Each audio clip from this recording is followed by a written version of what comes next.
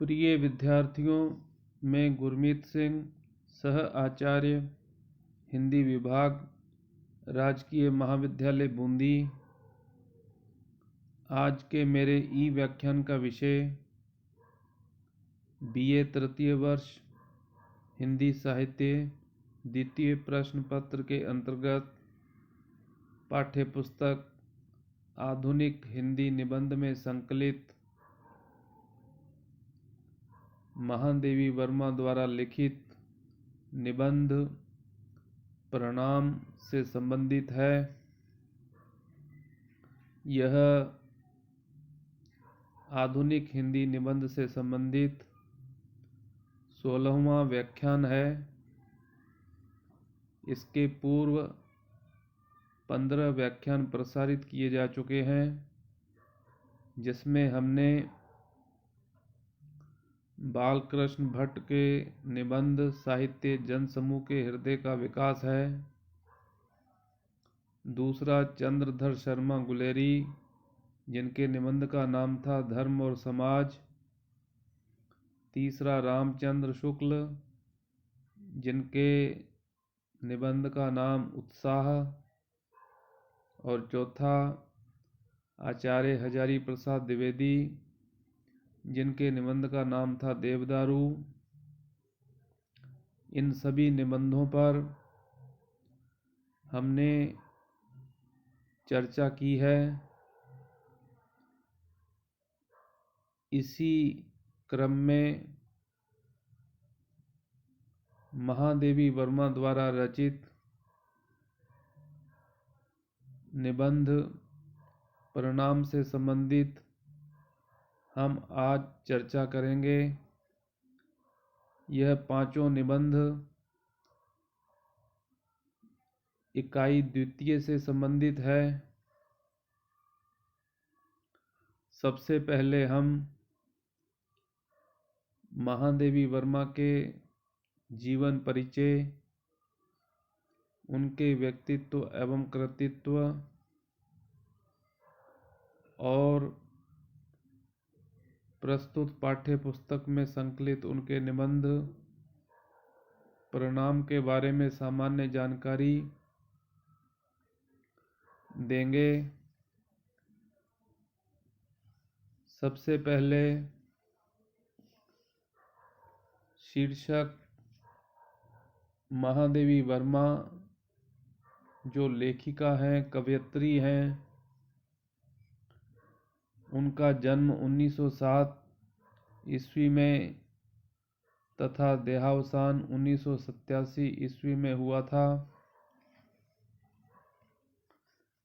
छायावादी काव्य की शीर्ष स्थानीय कवयित्री महादेवी वर्मा का जन्म 1907 ईस्वी में फर्रुखाबाद उत्तर प्रदेश में हुआ। छायावाद के 4 स्तंभ हैं: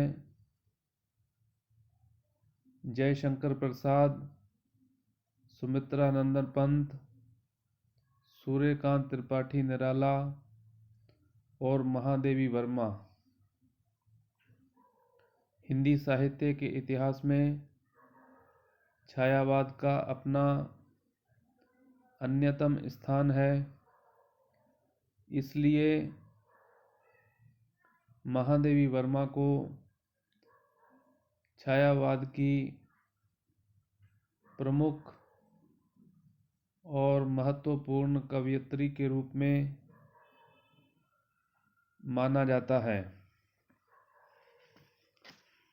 इनकी शिक्षा इंदौर और प्रयाग में हुई।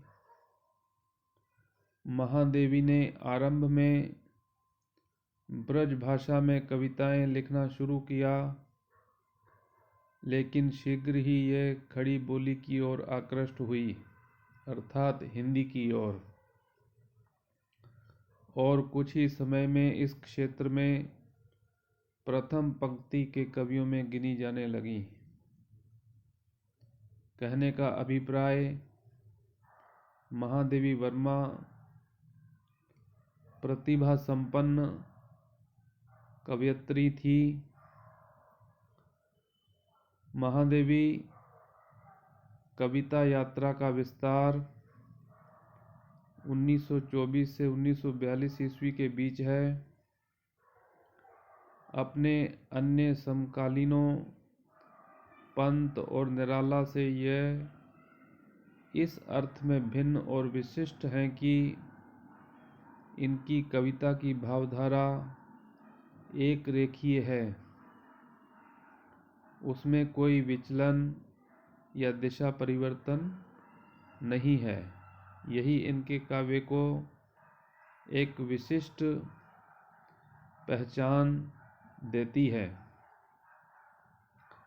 आरंभ से लगाकर अंत तक एक ही भावधारा क्रमशः प्रौढ़ और परिमार्जित होती गई।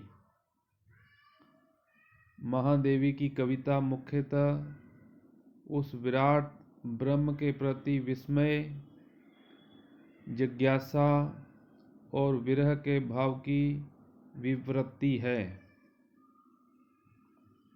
इसमें परमात्मा से आत्मा के वियोग के दुख या पीड़ा का सघन विस्तार ही उनकी कविता में अधिक है।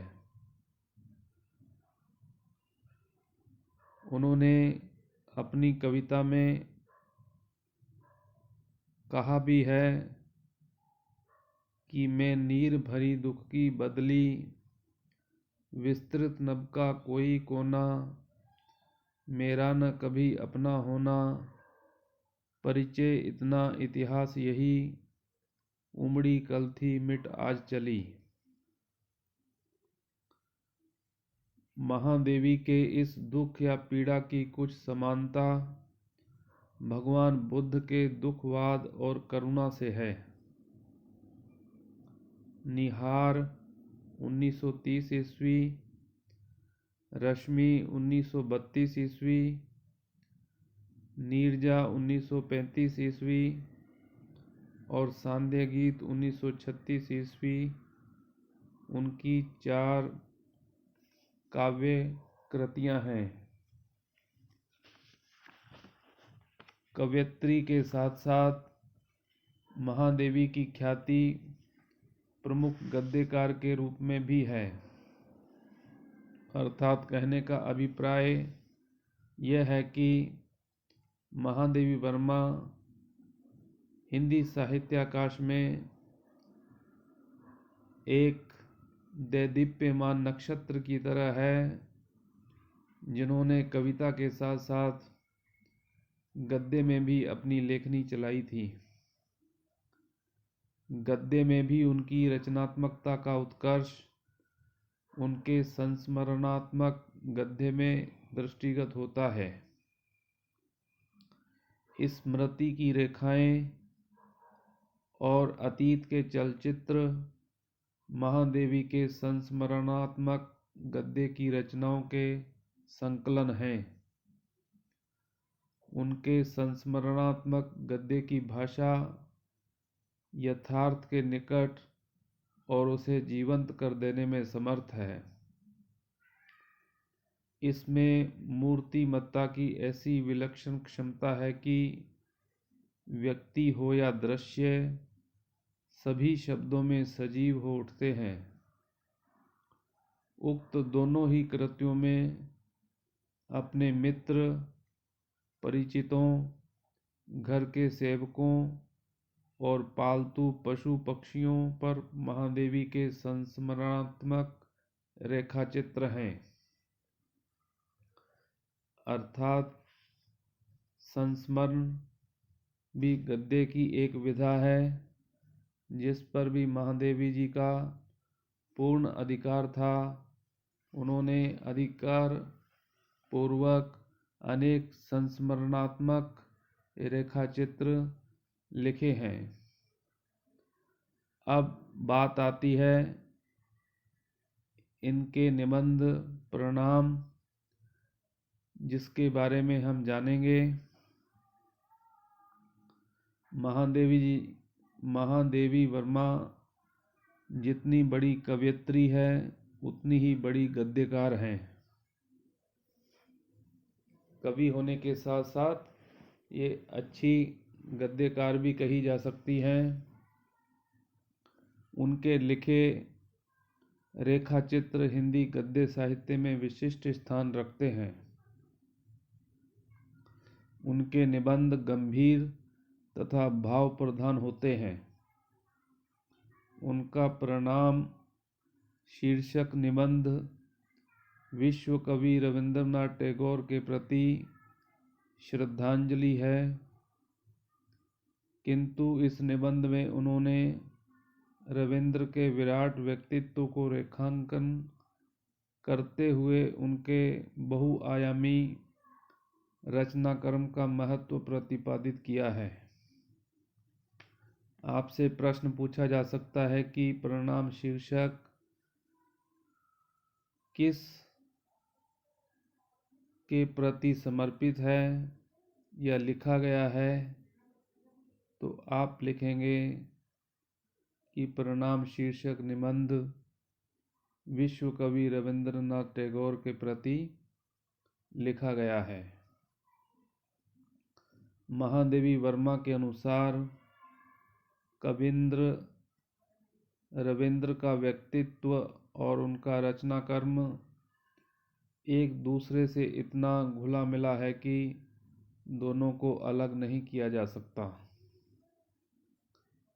महादेवी वर्मा समझती हैं रविंद्रनाथ टैगोर ऐसे विरल रचनाकार हैं, अनोखे विरले रचनाकार हैं जिन्होंने अनेक विधाओं में उच्च कोटि की रचनाएं दी हैं तथा अभिव्यक्ति के लिए अनेक शैलियों का प्रयोग किया है। महादेवी कविंद्र रविंद्र की सबसे प्रमुख विशेषता यह मानती है कि उन्होंने मनुष्य की लघुता को जानते हुए भी मनुष्य की महानता को अपनी रचनाओं में स्थापित किया है। यह विश्व कवि रविंद्रनाथ टैगोर की सबसे प्रमुख विशेषता मानी जा सकती है कि उन्होंने अपने काव्य में एक मनुष्य की लघुता को जानते हुए भी उसकी महानता को अपनी रचनाओं में स्थापित करने का अतुल्य प्रयास किया है और उसमें वह सफल भी हुए हैं। उन्होंने साधारण जन की प्रतिष्ठा अपनी रचनाओं में की है। कविंद्र रविंद्र रचित साहित्य इतना विपुल है कि उसका प्राणयन करने के लिए एक पूरा जीवन चाहिए। उनकी साहित्य में हम अपना वर्तमान देख सकते हैं और भविष्य के लिए प्रेरणा ले सकते हैं। महादेवी वर्मा ने रविंद्र से भेंट की थी, किंतु उनके निधन पर उन्हें बहुत पीड़ा हुई। अतः महादेवी का जो प्रस्तुत निबंध प्रणाम है वह विश्व विख्यात कवि रविंद्रनाथ टैगोर के प्रति श्रद्धांजलि पूर्वक लिखा गया निबंध है, जिसमें उन्होंने उनके व्यक्तित्व और उनके रचनाक्रम को प्रमुखता के साथ अंकित किया है। कहने का अभिप्राय यह है कि महादेवी वर्मा एक ऐसी गद्य लेखिका हैं जिन्होंने अपने संस्मरण संसार के उन व्यक्तित्वों पर लिखे हैं जिनका समाज में एक अन्यतम स्थान कहा जा सकता है। तो आज विद्यार्थियों हमने प्रणाम निबंध के शीर्षक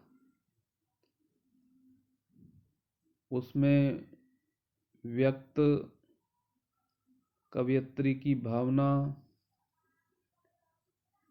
लेखिका के जीवन परिचय एवं उनके व्यक्तित्व एवं कृतित्व के बारे में सामान्य जानकारी प्राप्त की है। इसके बाद महादेवी वर्मा के प्रस्तुत निबंध प्रणाम, जिसकी हम समीक्षा अगले वीडियो में करेंगे कि इसमें लेखिका ने कौन कौन से विचार व्यक्त किए हैं और उन विचारों का क्या महत्व है। आज का व्याख्यान यहीं समाप्त होता है। अगला व्याख्यान अगले वीडियो में प्रसारित किया जाएगा।